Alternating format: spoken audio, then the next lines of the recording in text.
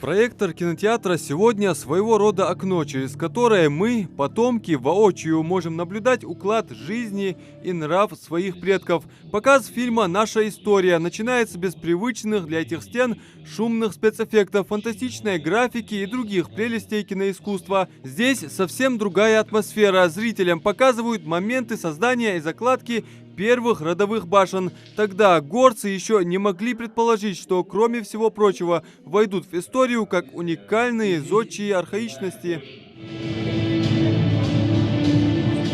Фильм посвящается всему ингушскому народу, для которого честь и отвага были прежде всего.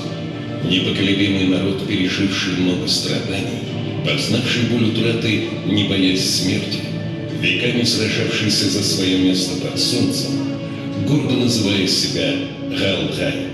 Фильм – иллюстрация жизни ингушского народа. Понятно, что всю историю этноса, прослывшего воинственностью, непоколебимостью перед трудностями, культурными особенностями, сложно вместить в хронометраж. В фильме показано, как ингуши справлялись с монгольским нашествием Тимура Хромова, участие в военно-политических процессах до и постреволюционное время, годы депортации, создание новой автономной республики Ингушетия. В кинокартине рассказывается, как ингуши укрывали Сергу Орджоникидзе, а последнем защитники Брестской крепости Умадгирея Барханоеве.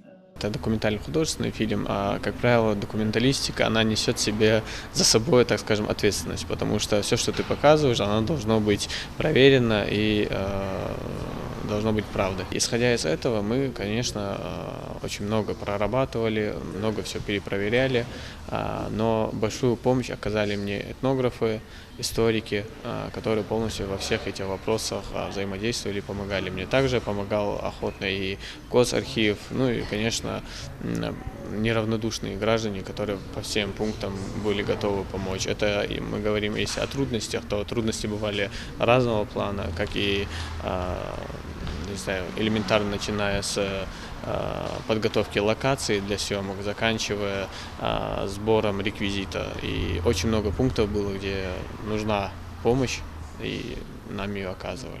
Документальный фильм не лишен художественных постановок, потому как у зрителя возникает непреодолимое желание просто забыть обо всем остальном и смотреть на экран.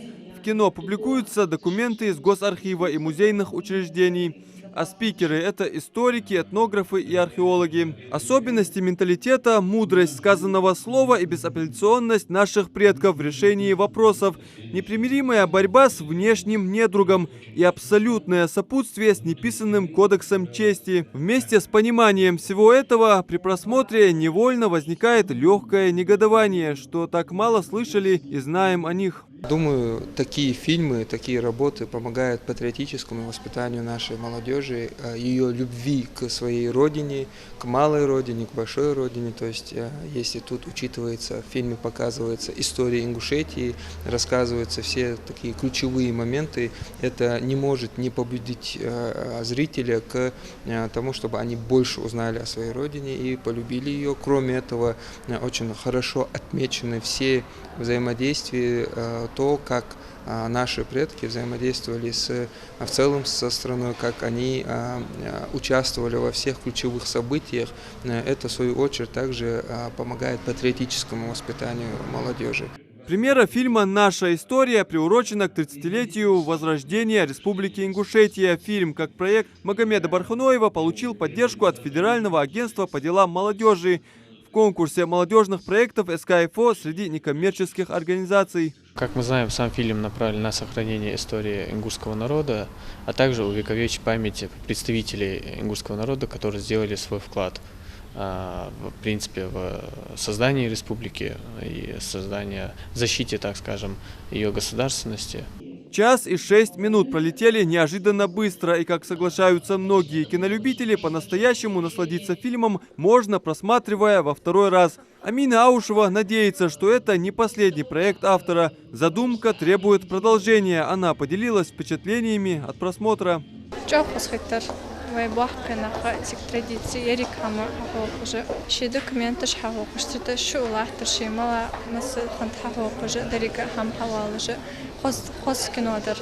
Бесплатные показы фильма продолжатся на протяжении 3 дней, так что оценить проект молодого автора, да и просто посмотреть фильм «Историю» еще не поздно. Адам Мережков, Рамзан Зурабов, Новости 24.